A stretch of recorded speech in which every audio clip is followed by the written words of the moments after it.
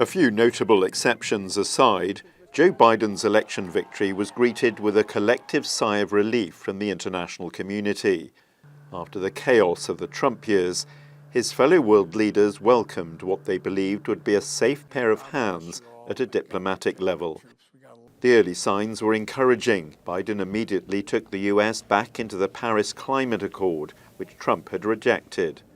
And he made clear that America was fully committed to multinational bodies such as NATO and the UN. The NATO alliance is stronger. America is getting along better with our allies across the world.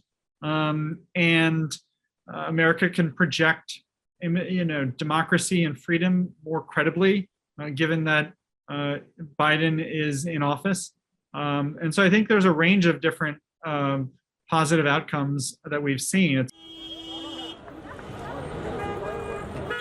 But even Biden's most ardent supporters admit that he failed his first major international challenge. The US military withdrawal from Afghanistan was a shambles. The decision to pull out was made without consultation with allies and left the Afghans to deal with a political and humanitarian crisis as their country imploded. Biden also had to apologize to the US's oldest ally, France, after his administration suddenly announced a nuclear submarine deal with Australia, undercutting an agreement between the French and Australian military. Additionally, a pledge to try to restore the Iran nuclear deal has failed to curb Tehran attempting to cause disruption in the Middle East, and North Korea is continuing to test ballistic missiles with impunity. We should remember that this is an administration that was supposed to signify the adults coming back into the room. Biden himself has half a century of foreign policy experience, yet whether it's Afghanistan, naivety with Russia, the desperateness to have a new deal with Iran, we see an administration that is increasingly out of its depth in foreign affairs.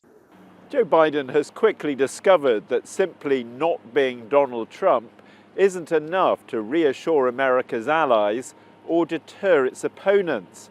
And there are much tougher tests to come, tests which could define the success or failure of his presidency on the international stage. Russian troops remain massed on the Ukrainian border. An invasion is a distinct possibility. And China is watching the US response closely.